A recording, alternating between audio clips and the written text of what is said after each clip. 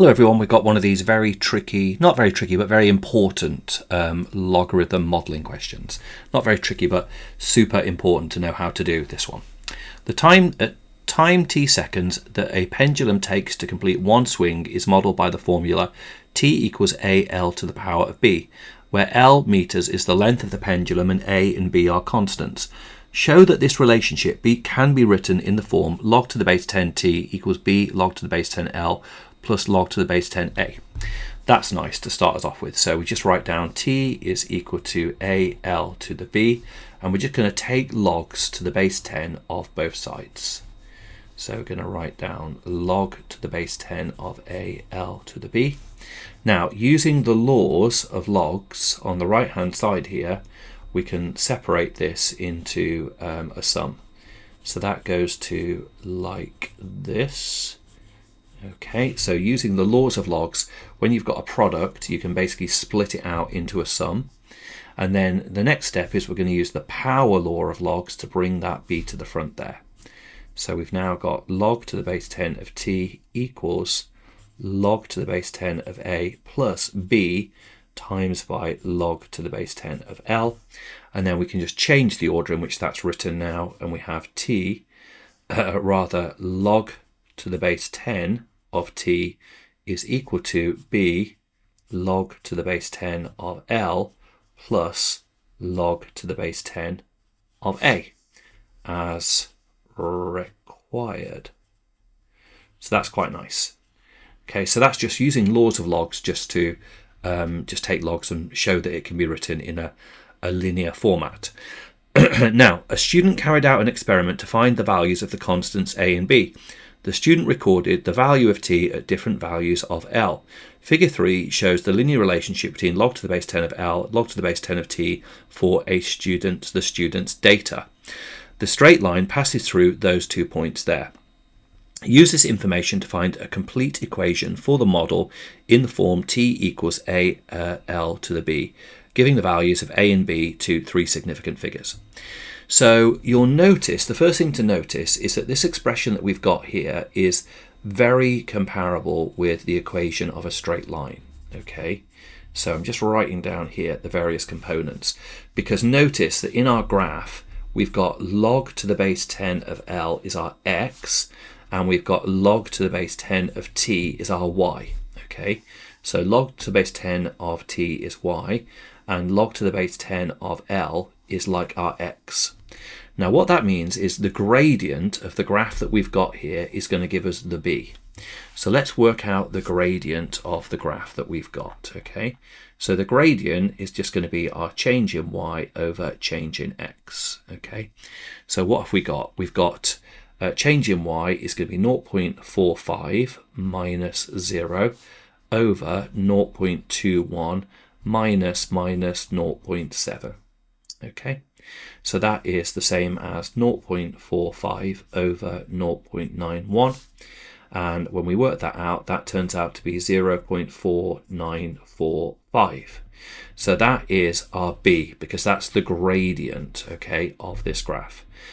We need to give this correct to 3 significant figures, so therefore b is equal to 0.495 correct to 3 significant figures, and that's our answer for what b is.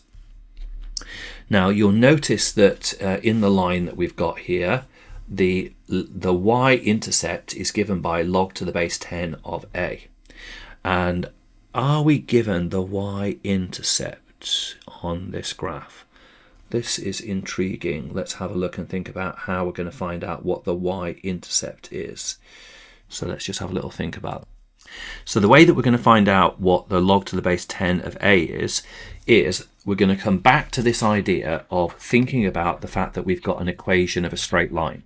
Okay, so remember that we said that we've got something that is like y equals mx plus c. We've now know what the m is. We found out that m is 0.4945. Okay, and we're trying to find out what c is, so let's just sub in a point. Let's sub in the point minus 0.70. So y is 0 when x is equal to minus 0.7. okay, plus c.